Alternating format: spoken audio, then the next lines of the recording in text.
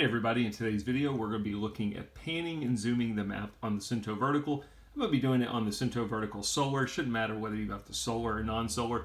The idea here is just to show you the map and the basic features of panning and zooming. So I'm going to go into it pretty quick. I'm going to press the down button, go to my widgets. We're going to go to map. I'm simply going to press the middle button to choose map. And this is what it kind of looks like. You'll notice these little indicators over here on the side that disappear. They kind of quickly show you what the buttons do. Now, it's going to be different depending on when was the last time you used the map, but there are a couple things that you will definitely see. You should see your north indicator, that's this red triangle. You should see another triangle in the middle, which is your current location and your direction pointer.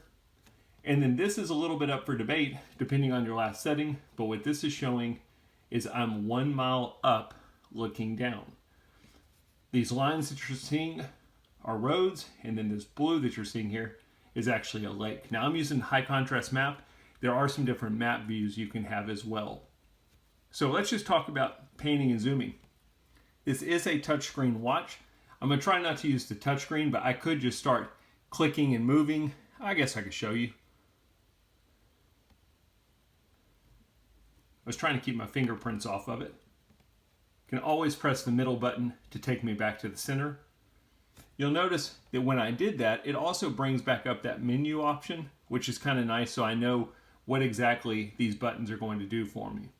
But let's go back to the center and let's talk about just using the buttons.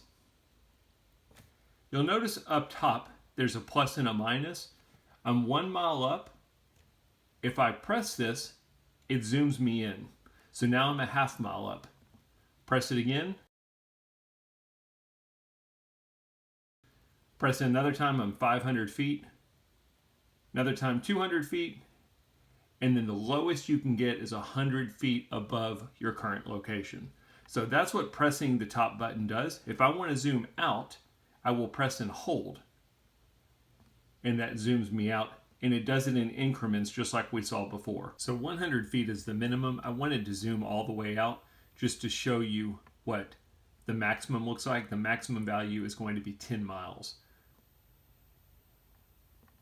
So we're a half mile up, a mile up, 2 miles, 5 miles, 10 miles. If I try and go any higher than that, won't do anything. So that's how you can zoom with the buttons. If you wanted to actually pan, what we're going to do is we're going to press the bottom right button. We're going to go under navigation options and we're going to do pan and zoom. Press the middle button. Now this is a little bit clunky, but you'll notice that there's some arrows here. So now it's showing me if I press this top right button, it'll move me to the left. Press the bottom right button, moves me to the right. If I press this middle button, it changes. So let's say I've moved over here and now I want to move up or down. I'm going to press the middle button and you'll notice that now the top button is my up and the bottom button is my down. You'll notice how it moved back to the center of my map.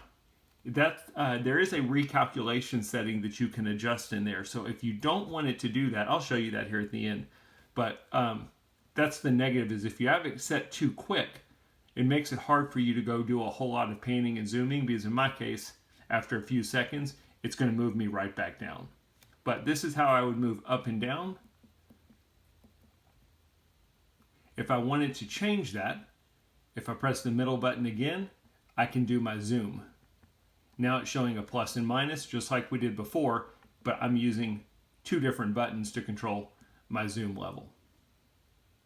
The weird thing about this is when you're in this pan and zoom setting, you can't really get out. According to the manual, you press and hold the middle button. If I press and hold the middle button, it doesn't do anything. You basically have to wait about 20 seconds and then it will time out for you. So I'll let you see that timeout. Once it times out, then we can exit.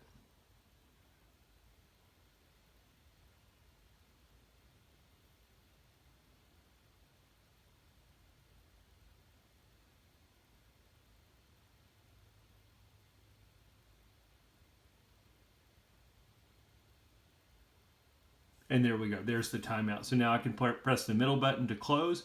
I can press the bottom right button to get back to my menu. Let me go down, I'm gonna show you, now that we're in our navigation options, you can go down to navigation settings, press the middle button, go down to map recenter. Mine's set to 5 seconds, which is really quick. So let's change that to 40 seconds. And now let's go back to pan and zoom.